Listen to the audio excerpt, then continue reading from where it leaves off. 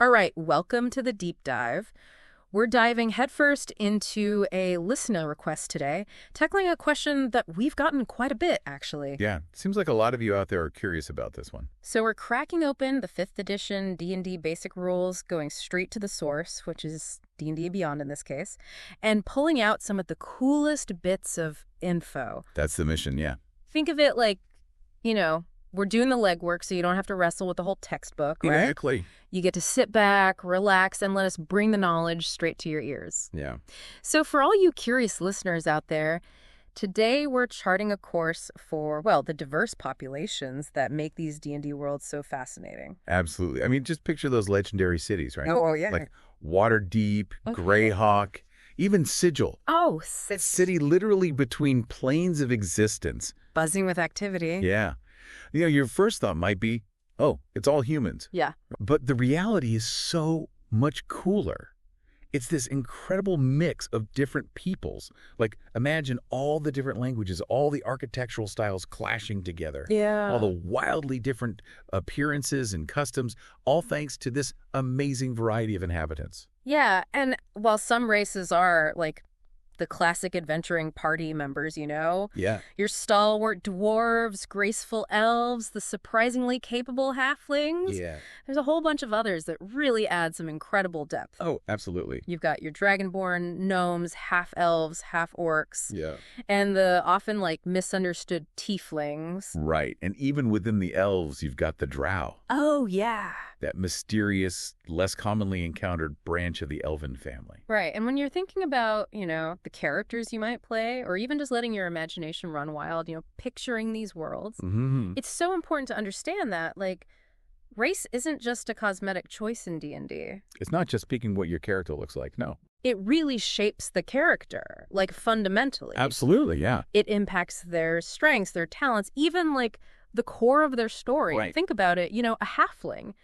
Their small stature, their natural nimbleness, that might make them just a natural rogue, sneaking in the shadows. Yeah. A dwarf, on the other hand, with their robust constitution, that might lead them down the path of the warrior. Absolutely. And elves, with their, inherent affinity for magic, often end up becoming masters of the arcane arts. Right. And the descriptions and the rules, they go way beyond the mechanics, Yeah. They offer these glimpses into the personalities, the physical traits, how their societies work. Right. It really gets your imagination going, makes you think about why someone might really embody that racial archetype, or maybe why they totally go against it. Yeah. It just makes for richer, more believable characters and worlds. All right, so let's dive deeper into this incredible diversity, and I think we got to start with, well, the legendary crafters, guardians of the mountains, the dwarves. I mean, that moment in R.A. Salvatore's The Crystal Shard where Bruder Battlehammer just dismisses that fallen foe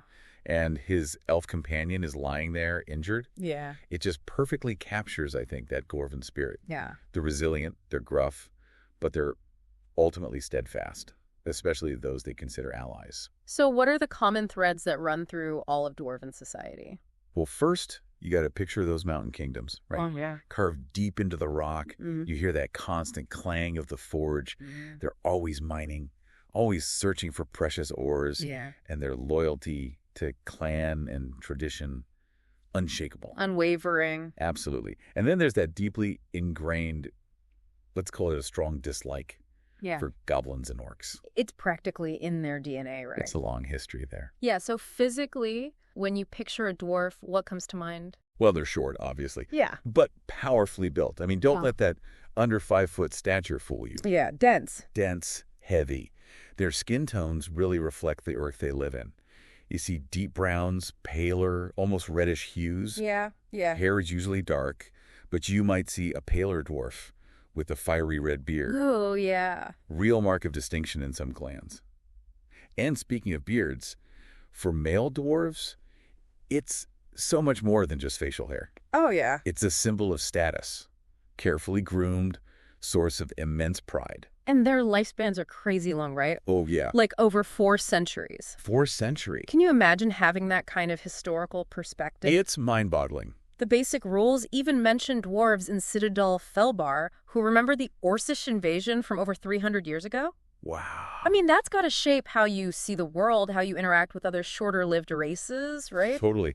I mean, they are enduring, Yeah. unwavering, like the mountains they call home. Tradition. To them, it's not just something they follow.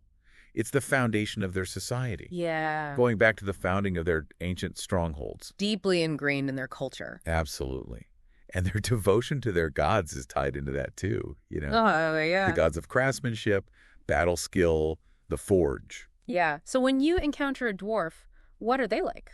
Well, you'll probably find them to be very determined, fiercely loyal, true to their word. Yeah, decisive. Decisive, absolutely. Yeah. But that decisiveness can sometimes come across as, well, stubbornness. A little bit, yeah. And they have a very strong sense of justice, Yeah. coupled with a memory that doesn't easily forget past wrongs. They hold grudges. They do. Yeah. What's interesting is how that sense of justice is tied to their clan structure. Oh, okay. If you wrong one dwarf, the whole clan feels it. Oh, wow. It can escalate quickly.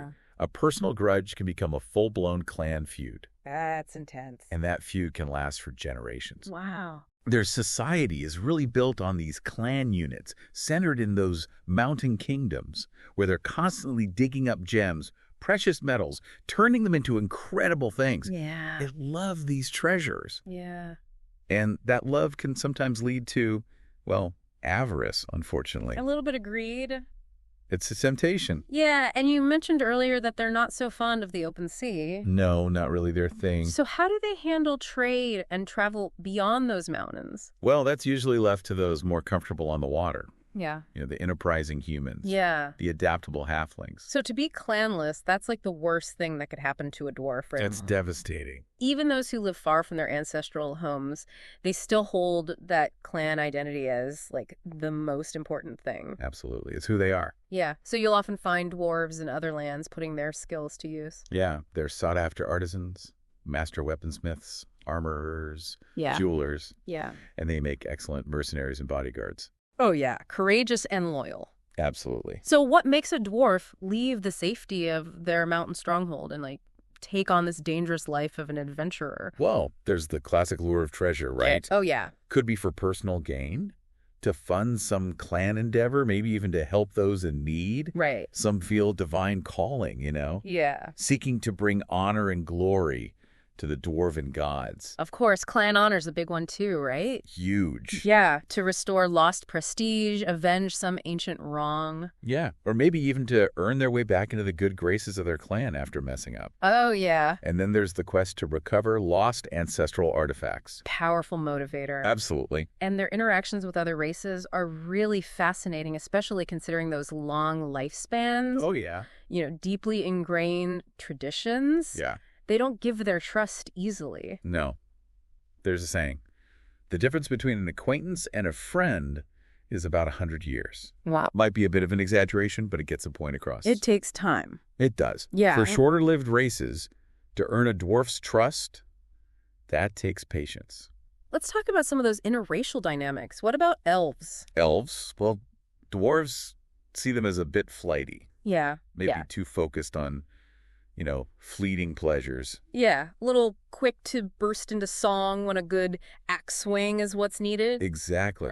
But they do recognize elven skill. Oh, yeah. Their smiths are exceptional. Yeah. And in battle, having an elven archer at your side, invaluable. When those goblin hordes come charging. Yeah. Halflings, on the other hand, pleasant enough. Yeah. But maybe not taken entirely seriously. They don't think they've accomplished much. Not in the grand scheme of things, no. A little harsh, maybe. It's a matter of perspective. What about humans? Humans are interesting.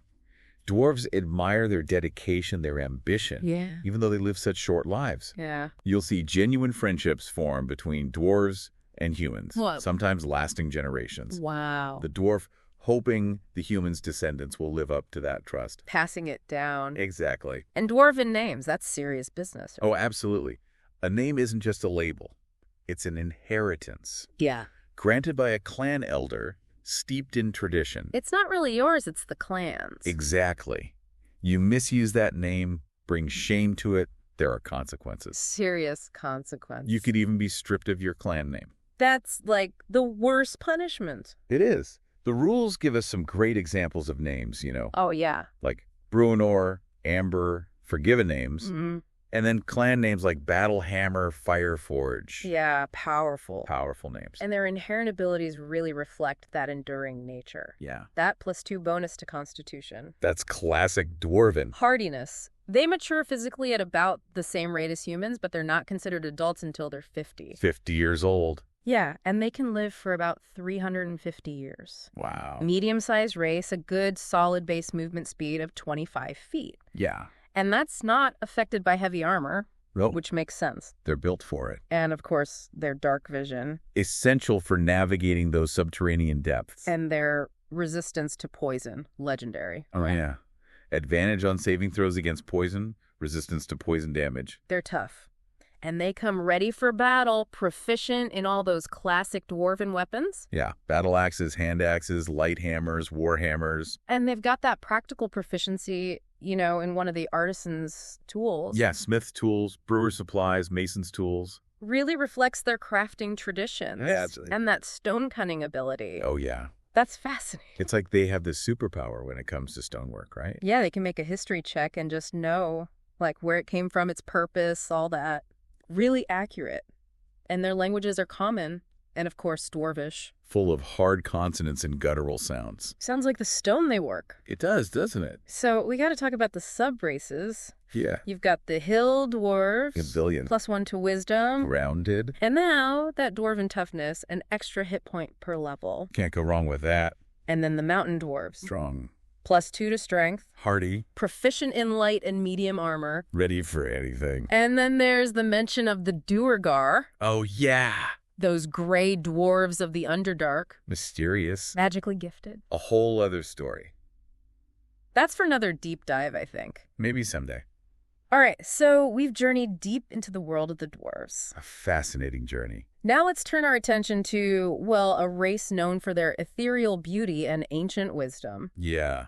The elves. I mean, just reading the description of Qualinost in Dragons of Autumn Twilight. Oh, yeah. You just get this vivid image, those slender spires reaching for the sky, the arches blending with the natural landscape. Yeah. It feels like the city itself is connected to the wilderness. Yeah, one with nature. And it's the elves. It is. A people of magic living in harmony with nature. Absolutely. Whether it's in those ancient forests or those, shimmering fairy-lit spires. They love the natural world. They love magic, art, music, poetry. It defines them. And physically, they're just striking, right? Correct. Slender, graceful, almost like an otherworldly beauty. They tend to be a little shorter than humans on average, but it's that lithe build. Yeah. They weigh between 100 and 145 pounds. Delicate but strong. Yeah. And it's interesting. There's not much difference in height or weight between male and female elves. Not really, no. And their coloration is amazing. Oh, yeah. You see all the human skin tones, but then you also see copper, bronze, even a pale, almost bluish white. Stunning. And their hair can be green, blue. Their eyes, too. Oh, yeah, like liquid gold, shimmering silver. Captivating, yeah. And they tend to have very little body hair. They prefer clothing that's elegant, brightly colored, Yeah. often with simple but exquisite jewelry. Beautiful. And like the dwarves, their lifespans are huge, right? Oh, yeah. Over 7 centuries. 700 years. Imagine what that does to your perspective. It's mind-blowing. They see the world differently. The ebb and flow, the rise and fall of civilizations. It doesn't faze them. Not really. Yeah. They react with amusement, curiosity, rather than, the excitement or greed you might see in shorter-lived races. Yeah. It can make them seem aloof, Yeah. detached from the concerns of those with less time. But it's important not to mistake that detachment for apathy. No, not at all. When an elf sets their mind on something, a goal, a quest, mastering a new art, they are focused. Yeah. Relentlessly persistent. They don't give up. No. And they're slow to form bonds, friendships, or enmities. Yeah. And even slower to forget them. They remember. They do. So the basic rules talk about their inherent flexibility, their inclination towards diplomacy. Yeah. They prefer compromise over violence. Whenever possible. They might even withdraw from intrusions into their forests. Yeah.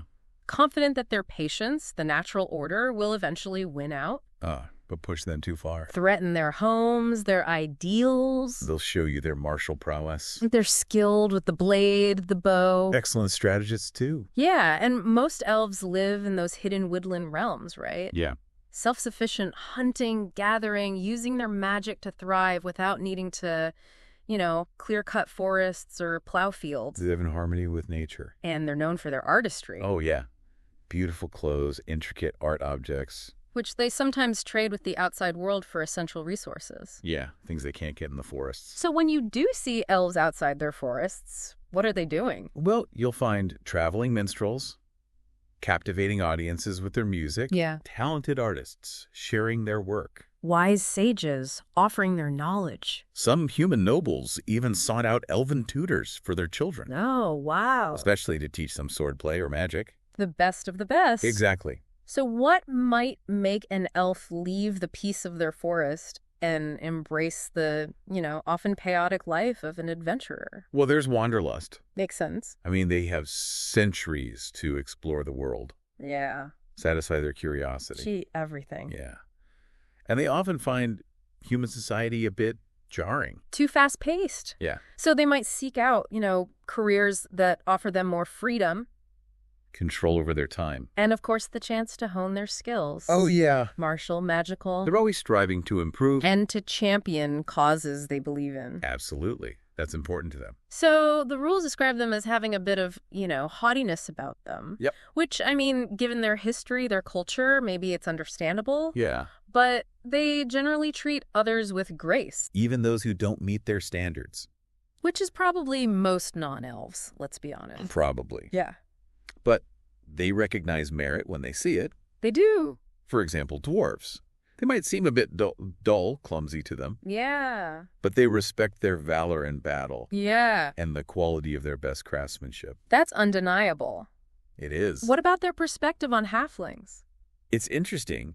They see them as people who appreciate the simple joys of life, Yeah. which isn't something they scorn. No. And they recognize that halflings can be surprisingly tough when they need to be. Yeah. And humans, well, they see their ambition, their constant rushing about, sometimes with amusement, sometimes with pity. Their short lives. Yeah. Yeah. But they appreciate their achievements. Yeah. They just wish humans would slow down a bit, Cultivate a little more grace, refinement, and elven names are just beautiful, so elegant, Yeah. deeply connected to their culture. They get a child name until they reach adulthood, which is around 100 years old for them. Imagine that. Then they choose a unique adult name for themselves. And there's not much difference in style between male and female names. No, not really. They also have a family name, Yeah. often a combination of Elvish words. Beautiful. Some are translated into common when they interact with other races. So we get these lovely examples. Yeah. Child names like Lael, Bryn, adult names like Adrian, Althea. And family names like Amakir, which means gem flower in common. Yeah, and Galanodel, which translates to moon whisper. Beautiful. And their racial traits really reflect their inherent nature. Yeah. +2 to dexterity. Grace and agility. They reach physical maturity around the same age as humans, but they're not adults until they're about 100. 100 years old. Yeah, and they can live for up to 750 years. Incredible. They're a medium-sized race, swift base movement speed of 30 feet, and of course, dark vision. Essential in those twilight forests. And their keen senses. Oh, yeah. They get a natural proficiency in perception. Makes sense for a people so attuned to their surroundings. And their Fey ancestry gives them advantage on saving throws against being charmed, and they can't be magically put to sleep. Powerful. And that trance ability, Oh, yeah. instead of needing a full night's sleep, they can just meditate for 4 hours Deep meditation. and achieve that same level of rest. Fascinating. And their languages are common and, of course, Elvish. Rich with history, a vast literary tradition. Beautiful language. It is. So we got to talk about the elven subraces. Yeah. We've got the high elves. Keen intellect, natural aptitude for magic. Sometimes a little haughty, reclusive. But some are quite open and friendly. And then the wood elves. Heightened senses, intuition, fleet-footed in the forests. Really connected to the wild. Absolutely. And, of course, the dark elves, the drow. A whole other story. Powerful, feared. Definitely a topic for another deep dive. Yeah, for another time. So the high elves get some cool bonuses. Oh, yeah. +1 to intelligence, Makes sense. Proficiency with those classic elven weapons. Long swords, short bows, long bows. And they can cast one wizard cantrip. A minor magical effect, but useful. And they get another language. Reflecting their intellectual curiosity. And are wood elves. +1 to wisdom. Connected to nature. Same weapon proficiencies. They get a faster base speed, 35 feet. Zipping through those forests. And that Mask of the Wild trait. Oh, yeah. They can hide even when only lightly obscured by natural phenomena. Like foliage, rain, mist. Very cool. Very sneaky. All right, having explored the world of the elves, let's turn our attention to a race that often goes unnoticed. But they possess this surprising resilience and a love for the simple joys of life. The halflings? Yeah. I mean, you remember that quote from the Crystal Shard? Regis talking about the comforts of home? Oh, yeah. The peace, the good food and drink, the conversation. That's what they want. It is. Yeah. That's the heart of a fulfilling life for a halfling. Whether they live in those quiet farming communities or travel in nomadic bands. That love for the simple pleasures, it unites them. Yeah, and they're incredibly practical. Yeah. They focus on what's important. The essentials. Contentment in the simple joys, not chasing after wealth or grand displays. Exactly. So physically, they're small. Yeah, about 3 feet tall. Weighing between 40 and 45 pounds. They have this unassuming appearance. Yeah. Their skin tones range from a warm tan to a paler complexion with a rosy hue. Yeah. Usually wavy hair, brown or sandy brown, and their eyes are brown or hazel. They tend to wear simple clothing. Yeah, comfortable, often brightly colored. Reflects their cheerful nature. Yeah, you won't see many halfling men with full beards. No. Maybe some neatly trimmed sideburns. Yeah, practical. Practical, exactly. And their personality is just as warm and welcoming as their appearance. Oh, yeah. They're affable, cheerful. They cherish family and friendship. And they're not driven by gold or glory. No, not really. If they venture out, it's to protect their loved ones, support their friends. Yeah. Or maybe just out of wanderlust, curiosity. They love to discover new things, even the small ones. Yeah, they find joy in the little things. From their compassionate, generous. Always willing to lend a hand. They blend in so well with other communities. Yeah. They're hardworking, loyal. Makes them valuable members of any society. And their stealth, their unassuming nature, helps them avoid unwanted attention. They can navigate social situations with ease. And they're fiercely loyal to their friends, surprisingly courageous when they need to be. They'll defend their communities, their loved ones, with everything they've got. So most halflings, they live in small, peaceful communities. Yeah, farms, groves. They don't really form kingdoms or try to control vast territories. Yeah, they look to their family elders for guidance. Wisdom of the ages. Yeah. But many also find happiness living among other races. Yeah, they fit in. They're hardworking, dependable. And there are those who embrace a nomadic lifestyle. Traveling in close-knit groups. Carrying their homes and traditions with them. Wherever they go. So what pushes a halfling onto that adventurous path? Well, it could be a need to defend their homes, their communities. Makes sense. Or to stand by their friends in times of need. Loyalty. Or maybe just that deep-seated desire to explore. That wanderlust. Exactly. It's less of a career choice for them, more of an unexpected opportunity, or sometimes even a necessity. Yeah, they're not seeking out danger. Not usually, no. They're just ready to face it when it comes. They are. They're generally very positive, affable. Yeah. They try to get along with everyone. Yeah. Avoid those negative stereotypes about other races. Good for them. They see dwarves as loyal friends. Yeah. Maybe a little too serious sometimes. Bit stuffy. A bit. Elves are beautiful, dreamlike.